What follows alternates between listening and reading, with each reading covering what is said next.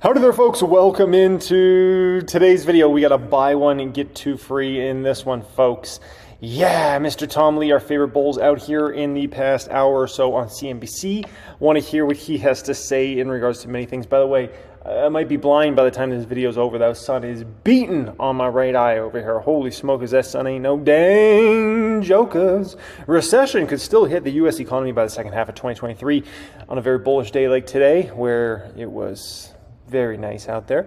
I love to listen to a little bearish talk, so you better believe I'll be watching MAV tonight, okay? And lastly up here, stock market bulls remain in control, says veteran trader Cashin, who has 612 years of experience in the market. He's seen every bull and bear market since the beginning of mankind, so interested to hear his perspective. Hope you guys enjoy this as always. Appreciate y'all joining me.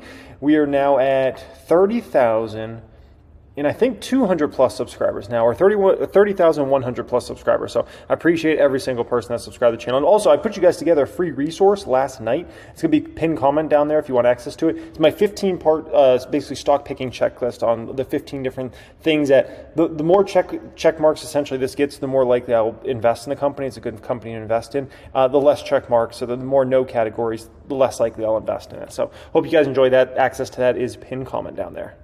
Managing partner and head of research, credit where it's due, Tom. It's unfolding much as you said, but you have a 4825 year-end target, I believe, for the S&P 500. That for now, until he raises it to 5,000 in 3 months. They're 355 points, 7.5%. What else has to go right for us to get there? John, a few things definitely have to go right. One of them is that inflationary pressures need to sort of be cooling that in a way that we saw in the June CPI report. And we're pretty confident like a 0.2 core could be seen for July and August. So I think it's repeatable. The second is that I think the Fed has to sort of start to accept that this is indeed a breakdown of inflationary pressures. And so they may potentially then reduce their notion of higher for longer, or the market begins to price it in. And that's not a guarantee. But again, we believe that's the case, especially because this is pointed to core being, in the 3% range within a year. And the third is that investors...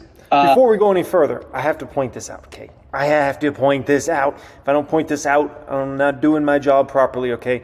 You can usually tell how bullish or bearish the stock market is based upon how many times Tom Lee goes on CNBC. I swear to you, this man, if I recall, was just on CNBC like 2 days ago. And I feel like he was just on Friday as well. Like, it seems like every 2-3 days that goes by, Tom Lee's on CNBC all of a sudden, right?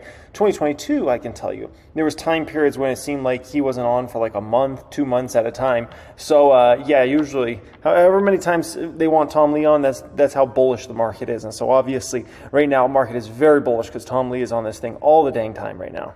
I really have to believe this because, as you know, many believe a recession is imminent.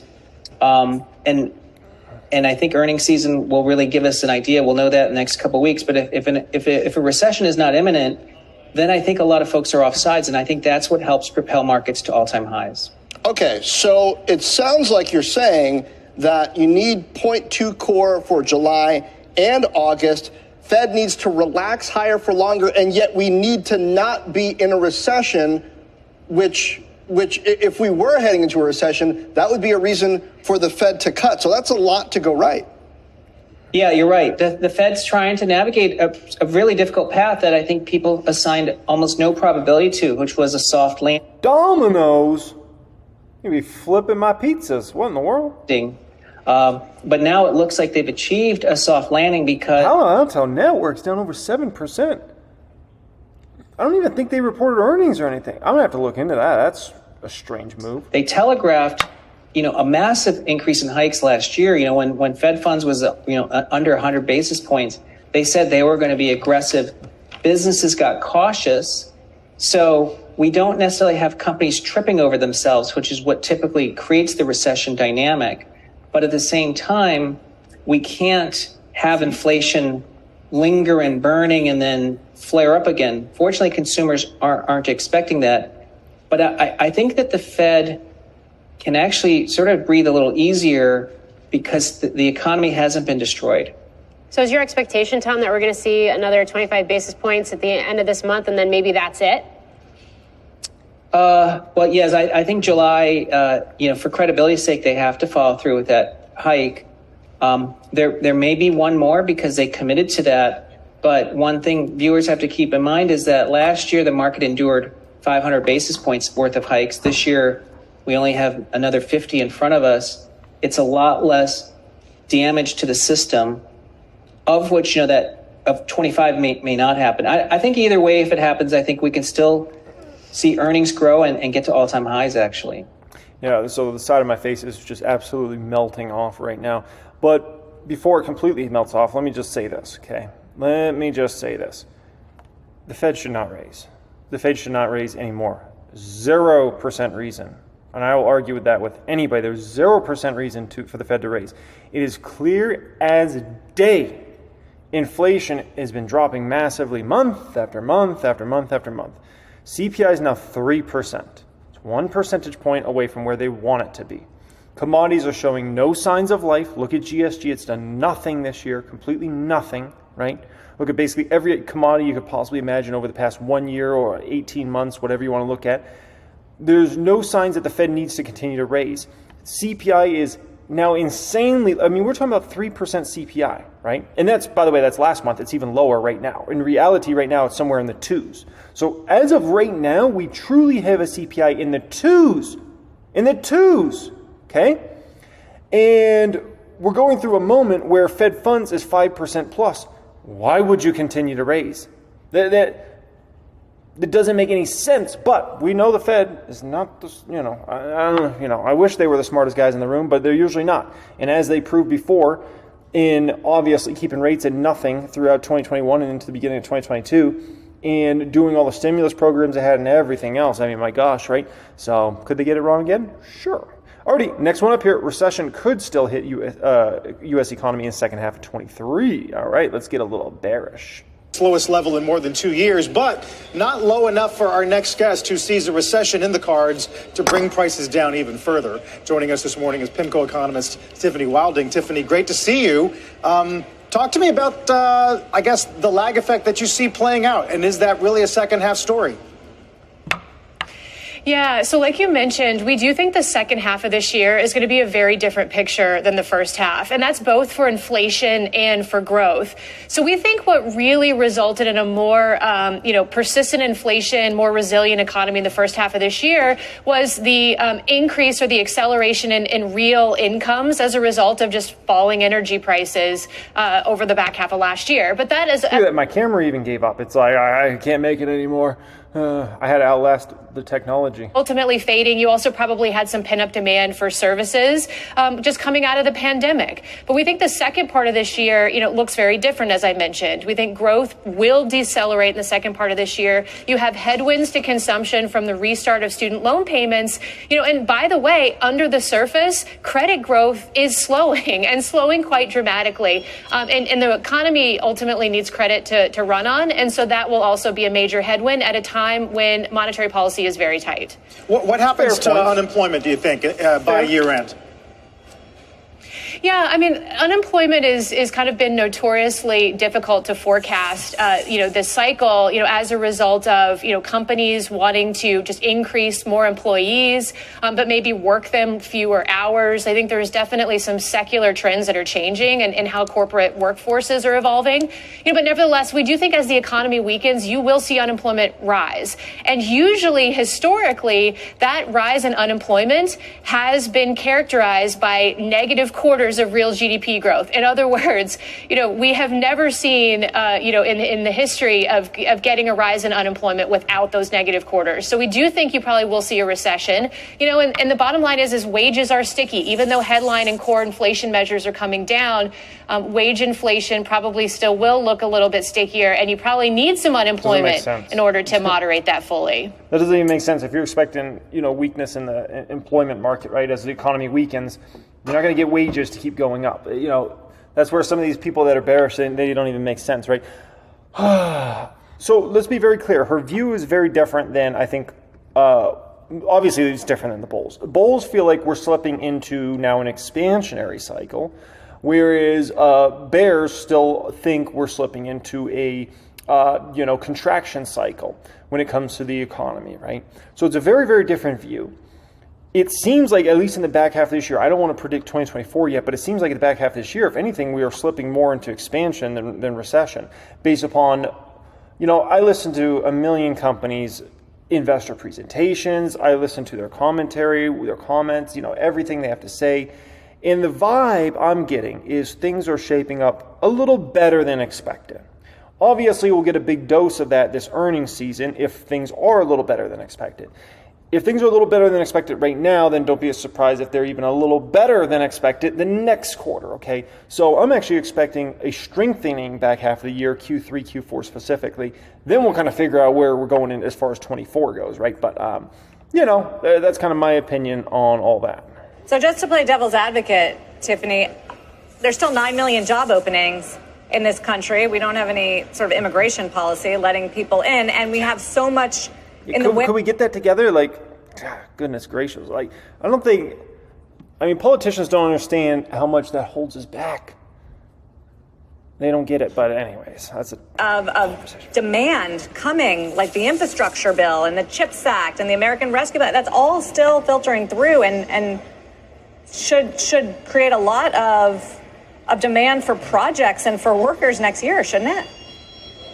True. Yeah, you're absolutely right that stuff is happening under the surface. But it's been one of the reasons why we've suggested that whatever recession that we get probably will be more moderate, on the more moderate side. We definitely are seeing within the government statistics, we're seeing, the CHIPS Act, for example, result in, a major acceleration in that kind of manufacturing in the United States. All of this is...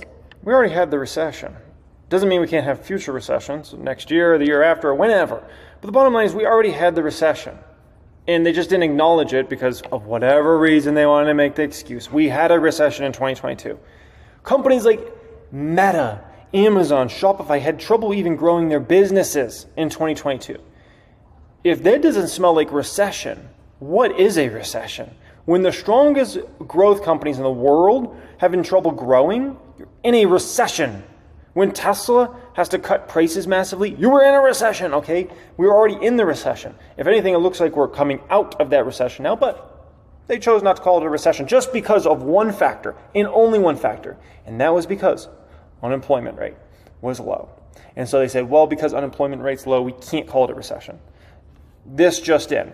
Unemployment rate is not the thing you determine a recession by, okay? Every other metric conceivable, we're in a pretty significant recession in 2022 and into the first quarter of this year. By any metric, look what happened to trucking rates. Look what happened to commodity prices. Recession, recession. Look what happened to company earnings. Recession. Look what happened to company revenues. Recession. Look what happened to GDP. Recession. Everything except unemployment rate. And because of that, they decided to not call it a recession. And so now these people still think there's a recession, and at some point we'll have one, but they don't acknowledge the fact that we just actually went through a recession. Now, if anything, we're coming out of that recession. News.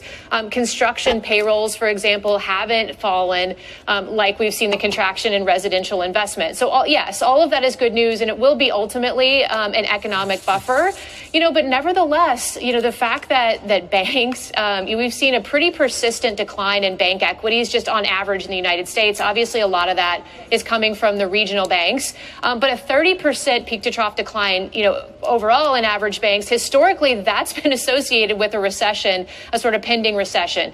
So we do think it's still reasonable. Monetary policy is tight. It's still reasonable to think you probably will get a recession. And again, in order for inflation, I think, to move back all the way to target, you probably do need to see more unemployment rate increases. Why? We haven't seen unemployment stayed under 4% this entire time, and yet inflation's dropping off a cliff. And we're now only 1 percentage point away from where the Fed wants us. So you just made a prediction that doesn't back up with data at all. The data is clearly showing unemployment 4% under, less than 4%, and inflation dropping off a cliff, and now we're 1 percentage point. So, I don't know, man. People can make whatever predictions. They're just not basing anything by the data. They're not basing anything by common sense, but, it is what it is. Art Cashin, he's been around for a long time. Let's hear what he has to say about this market. CBS Director of Floor Operations, Art Cashin. Art, I'm sure you've been listening to Bob. I'd love to get you on CPI, though, first, and just get a take on how much comfort you take in that print. Oh, I think it was excellent. By the way, it was a very gutsy call by Tom Lee of Fundstrat, who came on your network earlier and predicted that the number would be that low and that you'd get a positive reaction out of the stock market. I think I lean a little bit with Kramer. I think you want to watch wages. The Teamsters UPS situation, organized labor, is beginning to feel its oats, and I think with the economy looking like it's not moving toward a recession, that you may get some very, very high... Art Cashin, who has 85 million years experience, just said, doesn't look like the economy is moving toward recession. I think that's somewhat important. For big jumps. So I think that and the fact that, the services end of inflation is not coming down. But for today, the biggest risk to the bulls is that they run out of champagne. They've broken out, as Bob pointed out. We're up above that 44.55 level. We have some resistance up around the 4,500 to 4,520 level. But I think for now, the bulls have got it right where they wanted to move it. You're seeing a lot of stocks in the various indices beginning to move above their 50-day moving averages. So Bob's point about broadening out is absolutely true. Not only is the Russell moving up, but a big component of the Russell, the regional banks, are hot as a pistol today. And so that has got to be encouraging for at least a near-term look to the rally.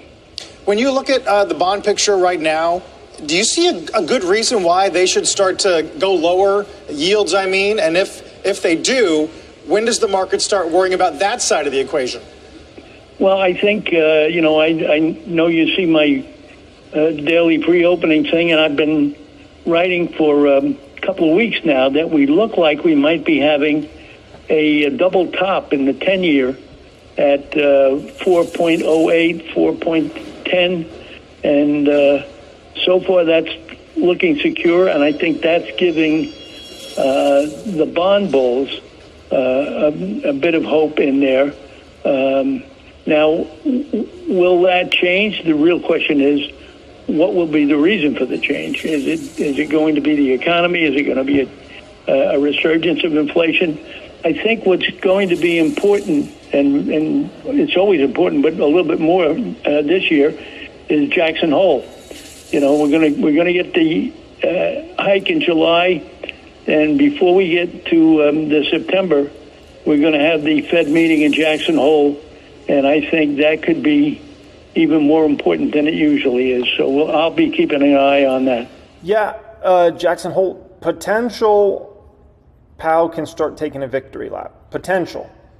Not 100% for sure, but there's definitely potential he could start taking victory laps at it. We'll see what happens, okay? Appreciate everybody joining me as always. Thanks so much, folks. Thanks for being subscribed here. Once again, my stock picking checklist, I just put that together last night for you guys. If you want free access to that, check out the pinned comment down there. We'll go ahead and email that over to you. Much love and have a great day.